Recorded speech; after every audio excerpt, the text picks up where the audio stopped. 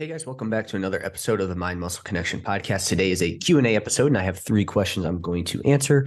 But first, before I dive into that, just want to just go over a few ways you can help support the podcast. So first, if you have found this podcast to be helpful in any way, if you could leave a rating and review, and that will help more people find this podcast. Next, you can follow me on Instagram, Jeff, HOEHN _, and that's where I'm most active on social media. And if you have any questions or anything, you can reach out there. And then lastly, I have my one-on-one online coaching service. And with that, I help you lose body fat and build muscle with my strategic dieting and training methods. We look at things like your lifestyle and biofeedback to individualize your training and nutrition program to you and your specific needs.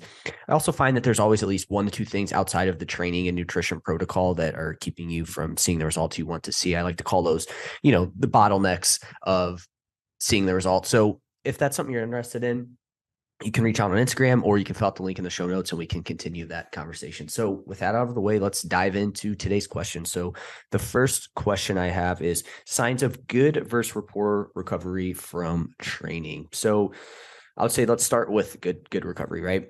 You're feeling energized throughout the day. If you're training and then the next day or that day or the days after, you're feeling pretty good. Energy wise, you're not feeling super, fatigued, tired. That's a good sign that you are recovering at least fairly well, right? Another one would be like minimal soreness and soreness that goes away fairly quickly. So I don't think that soreness is necessarily meaning you're under recovered. But if that soreness, lasts for 2, 3, 4 days, it doesn't go away quickly, you're probably not recovering as good as you can there. And we'll, towards the end of this, I'll talk about some strategies that you can implement to help with your recovery.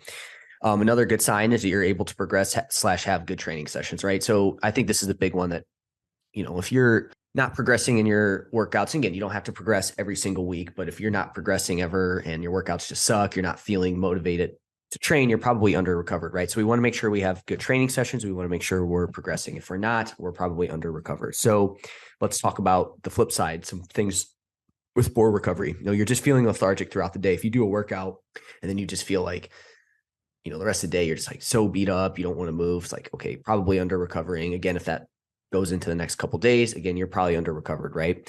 Soreness that doesn't go away. You have, achy joints, tendons. Again, you're probably under recovered at that point. And then your training sessions just suck and you just can't seem to progress them. You go into your sessions and you're not motivated to train. It's like everything just feels super heavy. Joints are achy when you lift.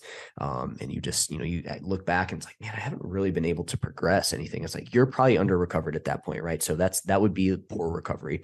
Some other aspects of poor recovery too are going to be things like, your sleep's impacted. If you're finding that you're like waking up in the middle of the night, you might be under recovered, right? Your body's just, in that overdrive mode. You're training a little bit too much, and that could be impacted, right? You're getting sick often. So if you're finding that you're getting sick regularly, again, you could have poor recovery, right? And your mood's just not great. If you're just not feeling good, you feel irritable, mood from day to day just seems to be down. Again, you could be under recovery. And now with this, what are some things you can do here? So I think a couple things that are going to impact your recovery are going to be, does the amount of training you're doing match up with the amount of sleep that you're getting, but also what does your food intake look like, right? If you're somebody that regularly, I think overtraining is hard to do in itself, especially for people that are just trying to build muscle, right? I think that, people that do like really, really high volumes of training and things like that, like in athletes and stuff, they're probably at a little bit of a higher risk of overtraining. I mean, it can certainly happen, but I think probably the bigger issue is people, maybe try to fat loss diet for too long. And that's sort of how they start to push that overtraining aspect, right? So, if you take somebody that's in a surplus or at maintenance, they're getting good sleep, their capacity to train is a lot higher. You take somebody who is not getting a lot of sleep, they're in a calorie restricted state, they don't have as much to recover.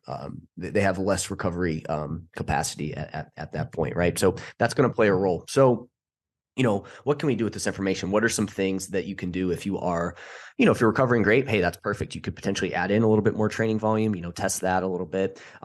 Maybe you could push your intensity a little bit as well too. So if you're recovering great and like just perfect, these are some things that you could potentially do there. Now, if you're under recovering, what are some things you could do? There you do need to improve your sleep, right? Like check that. I guarantee you that's off and that can be improved. I think, again, sleep's one of those things. It's very similar to like the calorie intake and sleep are the two things that you ask clients, and it's like, and just anybody, it's like, how is that going? It's like, oh, that's good. There's nothing wrong there with that. My sleep's great.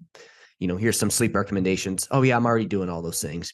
For whatever reason, sleep's just one of those things that's like, no, that's not a problem. I'm good at sleeping. When I guarantee you there's at least one or two things that you could at least improve, right? So if you say that and you feel like you're under recovered, you need to check out your sleep, right? Next would be the calorie aspect of it, right? Where again, it's like if somebody is, and this is a little bit of a side tangent, but if somebody maybe isn't seeing the results they want to see from like a weight loss standpoint, or maybe potentially gaining too much weight, and you ask about, are you doing this with your calories? Or maybe, are your serving sizes off? It's like, no, I track everything. And it's like, those are like the two things I feel like are the most common of like, no, that can't be it. But again, to go back to sleep, like double check it. I guarantee you there's a few things that you can improve there with it. Next would be to dial back your volume or take a deload week, or just dial back your intensity, right? Like do either one. Maybe you're just doing too much training volume for, again, the amount of sleep you're getting, if you're in a fat loss phase, right, your calories are restricted, you might just have to dial back training volume just a little bit. Or again, you can take a deload week. You could also extend this out, and you could take more of just like a maintenance phase of training as well too, where maybe you go down 1 day per week. Maybe you're just doing less volume overall, right? So you can extend this out to a little bit of a longer time frame. So again, check that and see if that's there. But also, improving your diet quality can help with recovery, right? Are you potentially, maybe you're eating a decent amount of calories, or even you're in a fat loss phase, but a good chunk of that is lower quality food. You might be missing out on, maybe you're a little low on protein. Maybe you're missing out on certain vitamins that you need, certain nutrients. So, double check that, look at your diet quality. Can that be improved?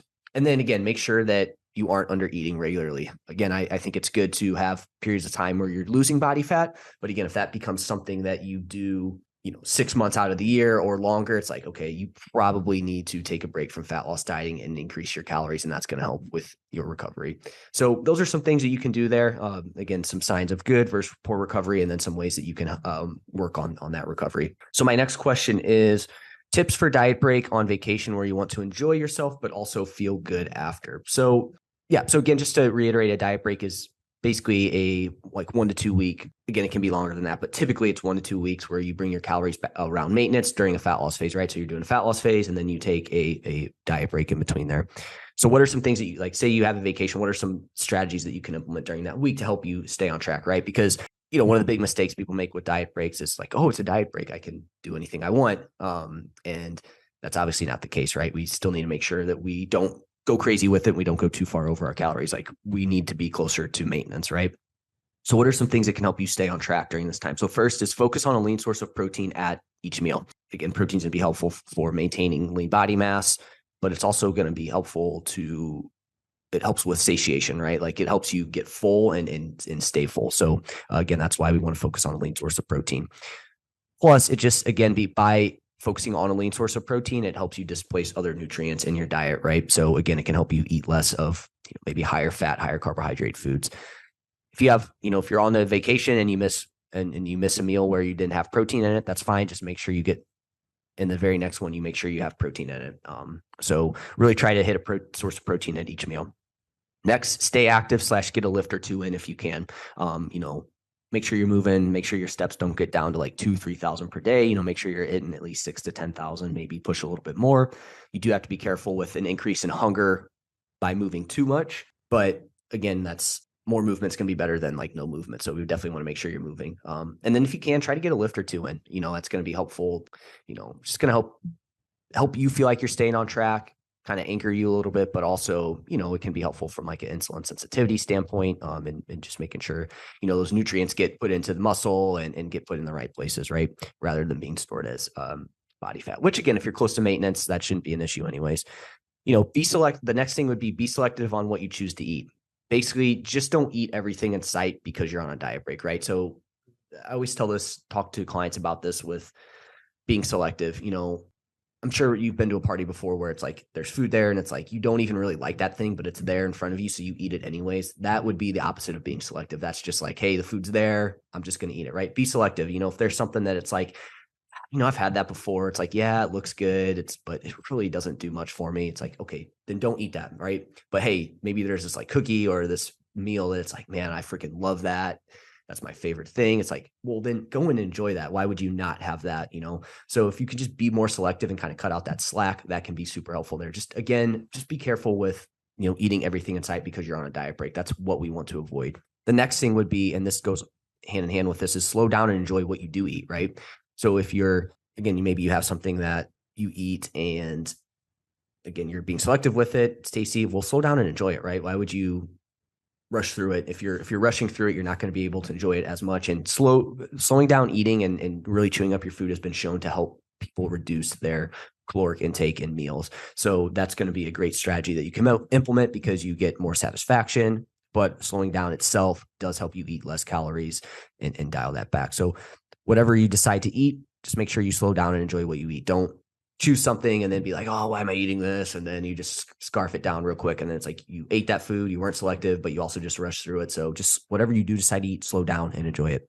Last would be around alcohol. If you don't drink alcohol, that's a plus. I mean, some people, it's like, well, that sucks to hear. But I mean, if you don't drink alcohol, you're going to save a ton of calories just by that, right? But if you do, then set limits on how many drinks and try to stick with lower calorie drinks. So if you do drink, make sure you're setting limits. You probably don't just want to go and just drink however many drinks you want each night, because that's going to be, or day, that's going to be very challenging to moderate. And then again, when you drink more, the more you drink, your inhibition's lower. So you're more likely to be like, oh, screw it. You're not going to pay attention to what you're doing. You're not going to be selective. You're probably not going to get protein in. So it kind of wipes out all those things that we talked about. So set limits. And, I had a conversation with a client who's going on a trip this week. And one of it was, maybe you set limits for most of the days. And then one day you have one night where you just drink a little bit more. Again, this is better than just winging it all week. And who knows where you end up with the drinks, right? So those are some things you can do to help with your diet break while you're on vacation to help you stay on track.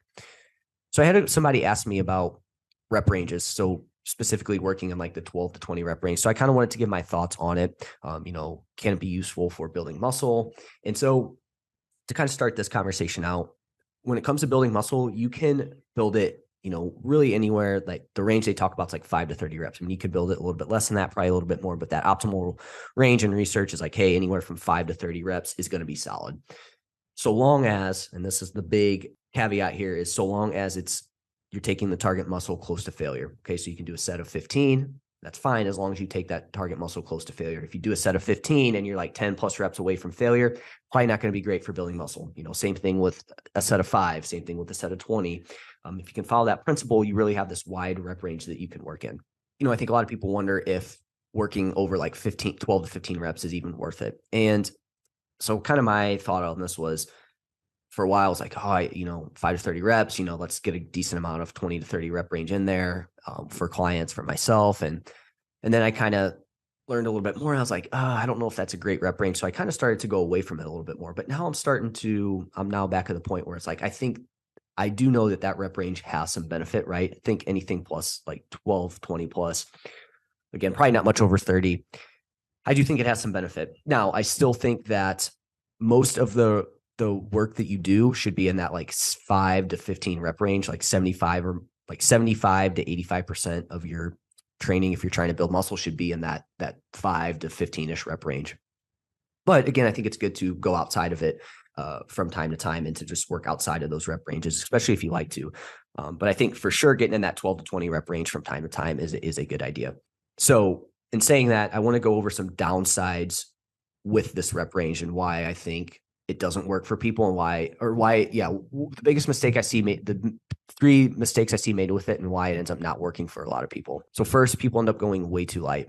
Okay. So it's like, oh, this is a 12 to 20 rep range. I can go super light with it. So then they do that set and then it's like, they're super far away from failure, but you end up doing a lot of reps. So now it's like your heart rate gets up. So you feel like you're close to failure, but the target muscle is not close to failure. Okay. So people end up going way too light. It's like, oh, 12 to 20 pink dumbbells. That's what I'm doing for that. So, and again, this is probably a rep range and this is a general statement here. I'm not saying this is every single person, and men don't train in this rep range, but you typically will see more women train in this rep range of like 12 to 20 or plus, right? And again, this is where they end up. This is why people say they go too light, because they do this rep range and then the weight's just too light for that rep range. So first, make sure you're doing enough weight that's going to help, that's going to be take that target muscle close to failure in this rep range. Okay. So that's probably the first thing is, again, people just go super light in this rep range and they end up not getting close enough to failure. Second, it's a longer set. So it's tough to stay focused during the end of it, right? It's like, a set of 8, I mean, that takes 30 to 40 seconds. You can stay, maybe even less than that. You can stay focused during that time. But now we start getting in 12, 15, 20 rep range. You're talking 45 seconds or longer here.